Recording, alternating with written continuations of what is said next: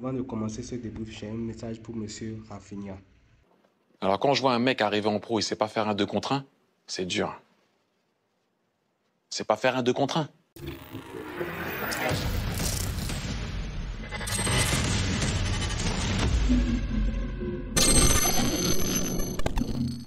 Bonsoir les amis, j'espère que vous allez tous très bien. Très content de vous retrouver pour cette nouvelle vidéo débrief du Barça vs Getafe qui s'est déroulé au Montjuic. Victoire 4-0 du Barça. 4-0. Le Barça gagne 4 buts à 0. Je le répète plusieurs fois pour que vous l'imprimiez bien parce que c'est un truc que vous allez entendre très rarement cette année en tout cas. Le Barça gagne 4 buts à 0 contre une équipe de Liga. Le Barça non seulement a une avance de 4 buts au score, mais fait également un clean sheet et permet à Martial d'être libéré de sa prison. Alors, on va rentrer dans le vif du sujet de ce très bon match-là que le Barça a joué cet après-midi et a écrasé totalement Getafe.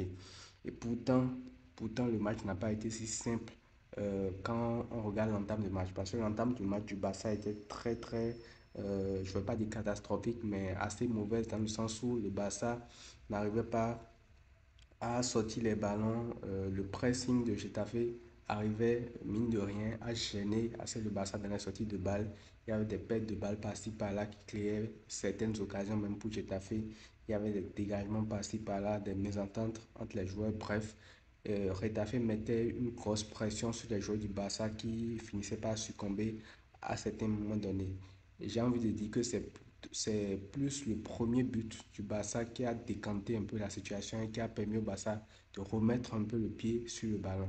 Et le but est venu de Monsieur Jules Koundé qui fait une passe lumineuse pour Rafinha qui va en profondeur et qui termine l'action parfaitement.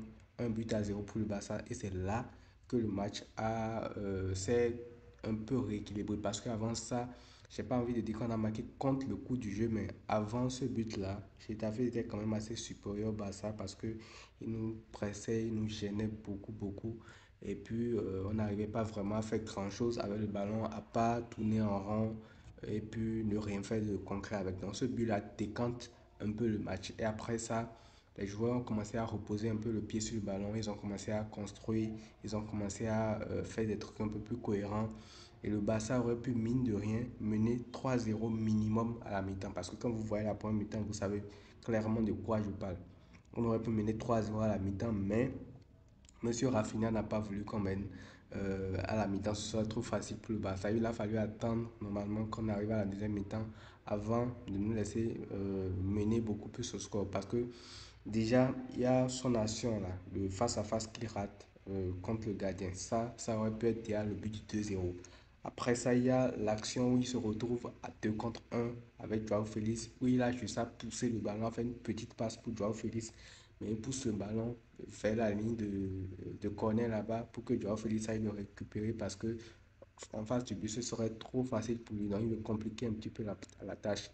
En bref, ces occasions-là ont taché un peu son match, même s'il ne fait pas un mauvais match, parce que il y a l'action du but, il y a l'extérieur qui met à un moment donné pour Lewandowski qui loupe de peu la frappe, il y a sa passe pour Koundé, il y a ses efforts par-ci par-là, donc c'est plus dans la justesse de certains moments qu'on peut le critiquer ce match-là. Mais sinon, globalement, je pense que Rafinha fait un bon match. Il termine même avec un but et une passe D, mais il aurait pu facilement terminer avec un triplé et deux passes D, peut-être s'il avait été beaucoup plus juste.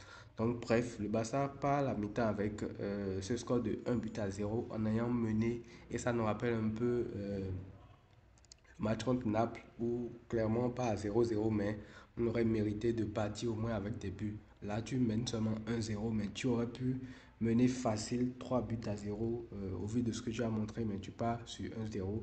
À la deuxième mi-temps, ce qu'on redoute tous s'est passé. Getafe a commencé à acculer le Barça dans sa moitié de terrain et ils ont commencé à mettre la pression, ils ont commencé à dominer, ils ont commencé à créer beaucoup d'occasions.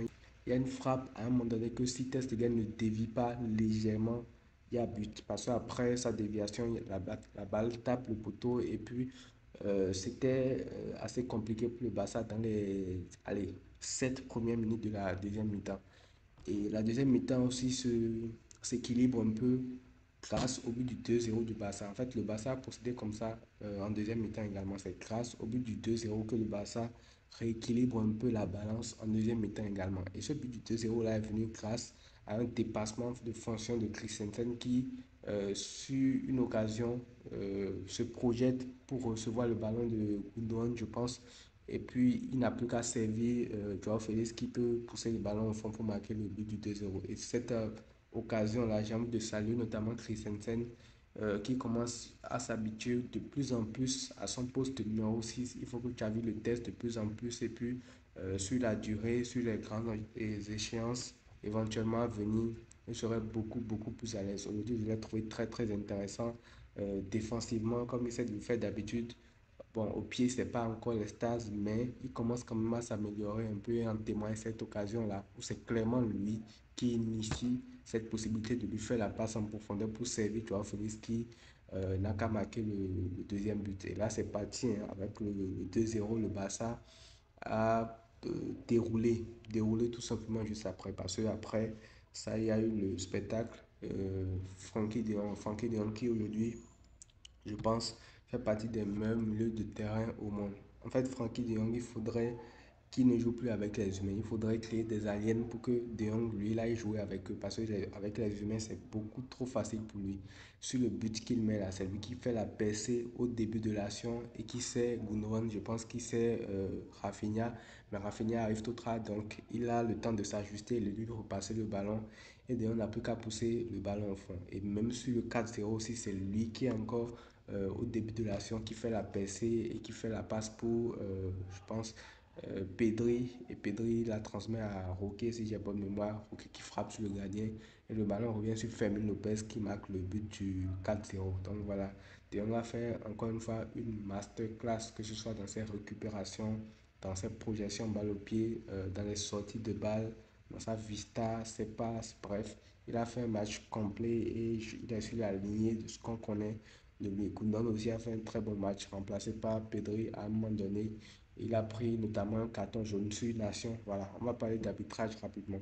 Sur une nation où je pense que c'est lui qui subit une faute, mais juste le fait qu'il réclame fait que il prend un carton jaune. Et là, je vais accuser un peu l'arbitre, c'est que l'arbitre, à un moment donné, quand tu joues contre une équipe de Retafe qui fait des fautes, qui te donne des coups et tout, et que l'arbitre laisse passer, à un moment donné, ça finit par bouillonner et les joueurs sont obligés de se lâcher à un moment donné. Donc, si Gondouan s'est lâché sur l'action où il prend le carton jaune, c'est plus peut-être à cause de la frustration accumulée pour les fautes non sifflées jusqu'à ce moment-là. Je pense que l'arbitre aussi est assez responsable sur la situation parce qu'aujourd'hui on gagne, donc personne ne viendra dire qu'on parle d'arbitrage, on se cache derrière ça, non.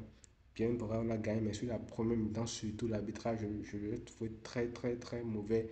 Voilà. Donc, à part ça, je pense qu'il y a Koubassi aussi qui fait un très grand match.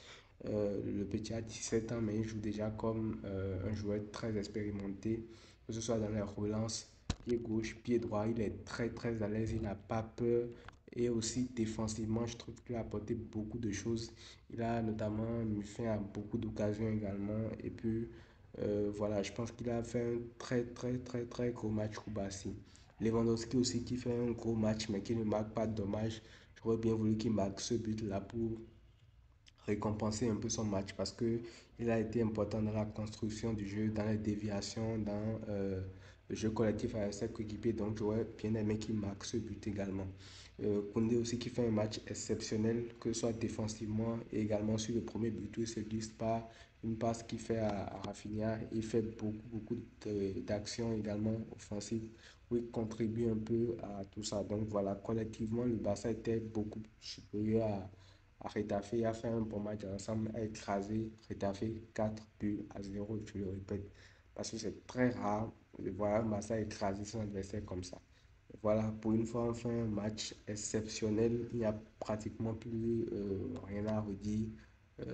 Toute l'équipe a fait un bon match. Il n'y a pas vraiment de flop notable dans l'équipe. Et voilà, le plus important maintenant, c'est de surfer justement sur cette vague de confiance-là pour la suite.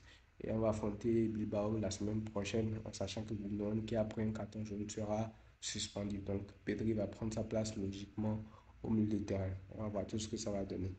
Prenez tout soin de vous, les amis, et à très vite.